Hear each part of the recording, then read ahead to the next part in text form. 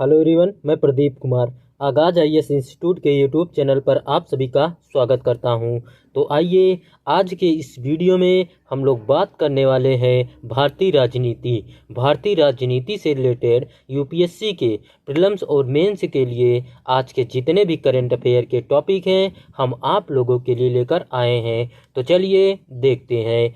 तो देखिए, प्रीलिम्स के लिए जो टॉपिक है वो है अविश्वास प्रस्ताव और संसदीय विशेषाधिकार सर्वोच्च न्यायालय और संविधान के अनुच्छेद 105 और 194। और मेंस के लिए जो टॉपिक है वो संसदीय विशेषाधिकार है, संसद और राज्य विधानमंडल। तो चलिए हम यूपीएससी के प्रीलिम्स और मेंस के इन सभी टॉपिक के बारे में पूरे विस्तार से चर्चा करते हैं। तो देखिए चर्चा में क्यों है, आइए समझते हैं। हाल ही में सर्वोच्च न्यायालय ने पीवी नरसिम्हा राव बनाम राज्य सीबीआई एसपीई मामला 1998 जिसे झारखंड मुक्ति मोर्चा जेएमएम रिश्वत मामले के रूप में भी जाना जाता है में 25 वर्ष पुरानी बहुमत की राय को बदल दिया। सर्वोच्च न्यायालय ने कहा कि रिश्वतखोरी संसदीय विशेषाधिकारों द्वारा संरक्षित नहीं है। पिछले फैसले में कहा गया कि रिश्वत लेने वाले सांसदों पर भ्रष्टाचार के लिए मुकदमा नहीं चलाया जा सकता यदि वे सहमति के अनुसार मतदान करते हैं या सदन में बोलते हैं। तो चलिए अब हम लोग पीवी नरसिम्हा राव मामला और सर्वोच्च न्यायालय का हालिया फैसला क्या था, आइए इसके बारे में जानते हैं। तो देखिए सबसे पहले हम लोग मामले की पृष्ठभूमि समझते हैं। तो देखिए पीवी नरसिम्हा राव मामला 1993 के झारखंड मुक्ति मोर्चा जेएमएम रिश्वतखोरी मामले को संदर्भित करता है। इस मामले में कुछ सांसदों के खिलाफ अविश्वास प्रस्ताव के विरुद्ध वोट करने के लिए रिश्वत लेने का आरोप लगाया गया था। इस मामले में संसदीय प्रणाली के भीतर भ्रष्टाचार के आरोपों को उजागर किया, विधायी प्रक्रियाओं की अखंडता और निर्वाचित प्रतिनिधियों की जवाबदेही के बारे में चिंताएं उत्पन्न की। तो चलिए अब हम लोग 1998 मामले में न्यायालय की टिप्पणी क्या है, आइए इसके बारे में जानते हैं। तो देखिए वर्ष 1998 में सर्वोच्च न्यायालय के फैसले ने संसद सदस्यों और विधानसभा के सदस्यों विधायकों के लिए रिश्वत के मामले में अभियोजन में से छूट की स्थापना की जब तक कि वे सौदेबाजी के अंत को पूरा नहीं करते। सर्वोच्च न्यायालय ने माना कि अविश्वास प्रस्ताव के खिलाफ मत देने वाले रिश्वत लेने वालों को संसदीय विशेषाधिकार अनुच्छेद 105(2) के तहत अपराधी के मुकदमे से छूट दी गई थी। इस निर्णय ने शासन और संसदीय लोकतंत्र के कामकाज में स्थिरता के महत्व को रेखांकित किया। न्यायालय की टिप्पणी ने व्यक्तिगत जवाबदेही पर सरकार के सुचारू संचालन को प्राथमिकता दी। यह सुझाव दिया कि रिश्वतखोरी के लिए सांसदों पर मुकदमा चलाने से सरकार की स्थिरता संभावित रूप से बाधित हो सकती है। तो चलिए अब हम लोग 2024 मामले में न्यायालय की टिप्पणी क्या है, आइए इसके बारे में जानते हैं। तो देखिए 7 न्यायाधीशों की संविधान पीठ ने पीवी नरसिम्हा राव बनाम राज्य मामले 1998 के 5 न्यायाधीशों की पीठ के फैसले को बदल दिया, जिसमें यह स्थापित किया गया था कि संसद सदस्यों और विधानसभाओं के सदस्यों को छूट प्राप्त थी यदि वे इसके लिए रिश्वत लेने के बाद सदन में वोट देते हैं। सर्वोच्च न्यायालय ने लोकतांत्रिक सिद्धांतों और शासन पर रिश्वतखोरी के हानिकारक प्रभाव पर जोर दिया। न्यायालय ने इस बात पर प्रकाश डाला कि रिश्वत लेना एक अलग आपराधिक कृत्य है जो संसद या विधानसभा के भीतर सांसदों के मूल्य कर्तव्य से असंबंधित है। भ्रष्टाचार निवारण अधिनियम की धारा 7 लोक सेवक को रिश्वत देने से संबंधित अपराध से संबंधित है। इसलिए संविधान के अनुच्छेद 105 और 194 के तहत प्रदान की गई छूट रिश्वतखोरी के मामले तक विस्तारित नहीं होती है। यह निर्णय भारत में एक जिम्मेदार, उत्तरदायी और प्रतिनिधित्व लोकतंत्र के आदर्शों को बनाए रखने के लक्ष्य के साथ केवल स्थिरता के बदले शासन में जवाबदेही एवं अखंडता को प्राथमिकता देने की दिशा में बदलाव का प्रतीक है। तो चलिए अब हम लोग संसदीय विशेषाधिकार क्या है, आइए इसके बारे में जानते हैं। तो देखिए सबसे पहले हम लोग इसका परिचय जानते हैं। तो देखिए संसदीय विशेषाधिकार संसद के सदस्यों और उनकी समितियों को प्राप्त विशेष अधिकार, उन्मुक्तियां एवं छूट है।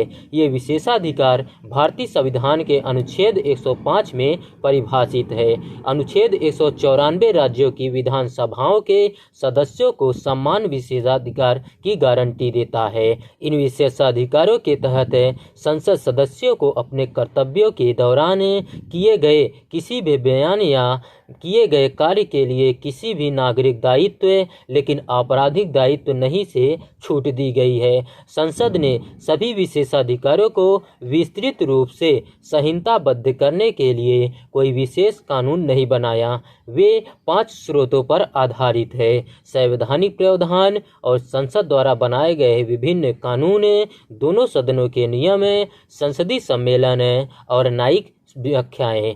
तो चलिए अब हम लोग व्यक्तिगत सदस्य के विशेषाधिकार के बारे में जानते हैं। तो देखिए संसद में अभिव्यक्ति की स्वतंत्रता अनुच्छेद 105(1) किसी सदस्य को संसद या किसी समिति अनुच्छेद 105(2) में कही गई किसी बात या दिए गए वोट के संबंध में किसी भी न्यायालय में किसी भी कार्रवाई से छूट है। किसी भी रिपोर्ट, पेपर, वोट का कार्रवाई अनुच्छेद 105(2) के संसद के किसी भी सदन के अधिकार के तहत या प्रकाशन के संबंध में किसी भी न्यायालय में कार्रवाई से भी किसी व्यक्ति को छूट दिया जाता है। प्रक्रिया की किसी भी कथित अनियमितता के आधार पर संसद में किसी भी कार्यवाही अनुच्छेद 122(1) की वैधता की जांच करने के लिए न्यायालयों पर प्रतिबंध है। सदन या उसकी समिति की बैठक जारी रखने के दौरान और बैठक शुरू होने से 40 दिन पूर्व व समाप्ति सिविल प्रक्रिया संहिता 1908 की धारा 135(a) के 40 दिन बाद तक दीवानी मामलों में सदस्यों की गिरफ्तारी से मुक्ति। तो चलिए अब हम लोग सदन का सामूहिक विशेषाधिकार क्या है, आइए इसके बारे में जानते हैं। तो देखिए किसी सदस्य की गिरफ्तारी, हिरासत, दोष सिद्धि, कारावास और रिहाई की तत्काल सूचना प्राप्त करने का सदन का अधिकार है। सभापति अध्यक्ष की अनुमति प्राप्त किए बिना सदन के परिसर के भीतर गिरफ्तारी से छूट और कानूनी प्रक्रिया है।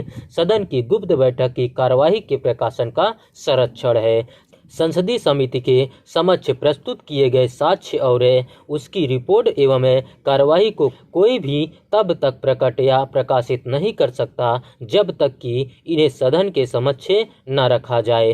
किसी संसदीय समिति के समक्ष दिए गए साक्ष्य और उसके प्रतिवेदन तथा उसकी कार्यवाही को किसी के द्वारा तब तक प्रकट अथवा प्रकाशित नहीं किया जा सकता जब तक कि उन्हें सभा पाटिल पर न रख दिया गया हो। संसद सदस्य अथवा सभा के पदाधिकारी सभा की अनुमति के बिना न्यायालयों में सदन की कार्रवाई के संबंध में न तो कोई साक्ष्य दे सकते हैं, न ही कोई दस्तावेज प्रस्तुत कर सकते हैं। नोट, आइए समझते हैं। केरल राज्य बनाम के अजीत केस 2021 में सर्वोच्च न्यायालय ने निर्णय किया कि विशेषाधिकार और उन्मुक्तियां देश के सामान्य कानून से छूट का दावा करने का माध्यम नहीं है, विशेष रूप से आपराधिक कानून के मामले में जो प्रत्येक नागरिक की कार्रवाई को नियंत्रित करता है। जुलाई 2021 में सर्वोच्च न्यायालय ने केरल सरकार की अपने विधायकों के खिलाफ आपराधिक मामले वापस लेने की याचिका खारिज की,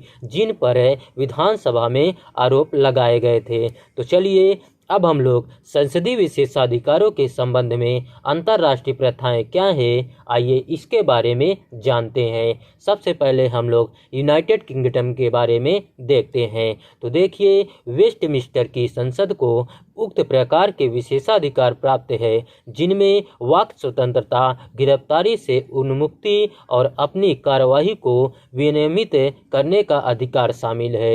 ये विशेषाधिकार कानून, सामान्य कानून और पूर्व निर्णय उदाहरण के संयोजन के माध्यम से स्थापित किए जाते हैं। कनाडा, आइए अब हम लोग कनाडा के बारे में जानते हैं। तो देखिए, कनाडा की संसद ने भी अपने सदस्यों के लिए विशेषाधिकार का प्रावधान किया है जिसमें वाक स्वतंत्रता, गिरफ्तारी से उन्मुक्ति और विशेषाधिकार के उल्लंघन के लिए दंडित करने का अधिकार शामिल है। ये विशेषाधिकार संविधान अधिनियम 1967 और कनाडा संसद अधिनियम में उल्लिखित है। तो चलिए अब हम लोग ऑस्ट्रेलिया के बारे में देखते हैं। तो देखिए, ऑस्ट्रेलिया की संसद अपने संविधान में निहित विशेषाधिकारों के सामान्य सिद्धांतों का अनुपालन करती है। सदस्यों को वाक स्वतंत्रता, गिरफ्तारी से उन्मुक्ति और अपनी कार्यवाही को विनियमित करने का अधिकार प्राप्त है।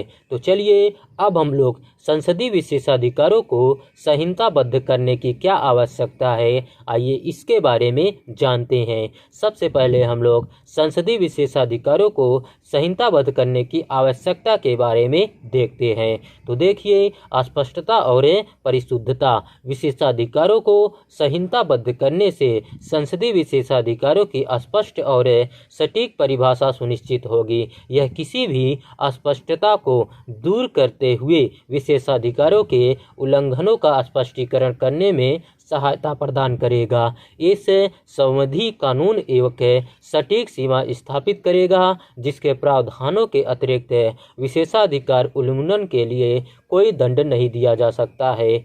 विस्तारित उत्तरदायित्व, संसदीय विशेषाधिकार के लिए स्पष्ट दिशा निर्देश बेहतर उत्तरदायित्व तंत्र की सुविधा प्रदान करेंगे जिसमें सांसद अपने विशेषाधिकारों का जिम्मेदारीपूर्ण उपयोग करने में सक्षम होंगे और साथ ही उनकी उचित जांच तथा निरीक्षण भी किया जा सकेगा। आधुनिकीकरण और अनुकूलन, संसदीय विशेषाधिकार को संहिताबद्ध करने से समकालीन शासन प्रथाओं और सामाजिक मानदंडों को प्रतिबिंबित करने के लिए मौजूदा कानूनों को अद्यतन तथा आधुनिक बनाने का अवसर मिलेगा, जिससे यह सुनिश्चित होगा कि विधायी विशेषाधिकार तीव्रता से विकसित हो रहे राजनीतिक परिदृश्य में प्रासंगिक तथा प्रभावी बने रहेंगे। नियंत्रण एवं संतुलन, संहिताकरण में विशेषाधिकारों पर नियंत्रण और संतुलन स्थापित होगा जिससे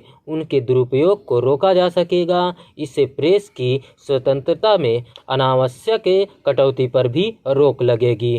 तो चलिए अब हम लोग संसदीय विशेषाधिकारों को संहिताबद्ध करने की आवश्यकता नहीं, आइए इसके बारे में जानते हैं। तो देखिए, संसदीय स्वायत्तता पर अतिक्रमण का जोखिम है। संसदीय विशेषाधिकार को संहिताबद्ध करने से संसदीय मामलों को अधिक न्यायिक जांच या सरकारी हस्तक्षेप के अधीन करके संभावित रूप से विधायिका की स्वायत्तता पर अतिक्रमण को हो सकता है। संवैधानिक आदेश के विरुद्ध अनुच्छेद 122 न्यायालय पर संसद की कार्यवाही की जांच न करने के प्रतिबंध से संबंधित है। इसमें आगे निम्नलिखित कहा गया है कि प्रक्रिया की किसी भी कथित अनियमितता के आधार पर संसद में किसी भी कार्रवाई की वैधता पर प्रश्न नहीं उठाया जाएगा। लचीलेपन में कमी, संहिताकरण संसदीय विशेषाधिकार के लचीलेपन को सीमित कर सकता है जिससे अप्रत्याशित परिस्थितियों अथवा बदलती राजनीतिक गतिशीलता के अनुकूलन होना चुनौतीपूर्ण हो सकता है, जिसके लिए विधायी मामलों हेतु अधिक सूक्ष्म दृष्टिकोण की आवश्यकता होती है। जटिलता एवं लंबी प्रक्रिया, संसदीय विशेषाधिकार को संहिताबद्ध करने की प्रक्रिया जटिल और समय लेने वाली हो सकती है, जिसमें विधायकों, कानूनी विशेषज्ञों तथा नागरिक समाज संगठनों सहित हितधारकों के बीच व्यापक विचार विमर्श एवं आम सहमति बनाने की आवश्यकता होती है। आगे की राह क्या है, आइए देखते हैं। तो देखिए, सुचारू कामकाज सुनिश्चित करने के लिए सदस्यों को संसदीय विशेषाधिकार दिए जाते हैं। हालांकि इन विशेषाधिकारों को मौलिक अधिकारों के साथ संरेखित किया जाना जाना चाहिए, क्योंकि सांसद नागरिकों का प्रतिनिधित्व करते हैं। यदि विशेषाधिकार इन अधिकारों से टकराते हैं तो लोकतंत्र अपना सार खो देता है। संसदों को विशेषाधिकारों का उपयोग जिम्मेदारी से किया जाना चाहिए और साथ ही इसके दुरुपयोग से भी बचना चाहिए। तो चलिए, आज का वीडियो यहीं पर समाप्त होता है। तो देखिए, अगर आप लोगों को इसका पीडीएफ चाहिए तो इसका पीडीएफ आप लोगों को टेलीग्राम चैनल पर मिल जाएगा। टेलीग्राम चैनल का नाम है आगाज IAS इंस्टीट्यूट और टेलीग्राम चैनल का लिंक आप लोगों को इस वीडियो के डिस्क्रिप्शन में भी मिल जाएगा। आप लोग इस वीडियो के डिस्क्रिप्शन में जाकर टेलीग्राम चैनल को ज्वाइन कर सकते हैं और पीडीएफ डाउनलोड कर सकते हैं। तो चलिए, अब हम लोग मिलते हैं नेक्स्ट वीडियो में। धन्यवाद। Keep learning, keep growing.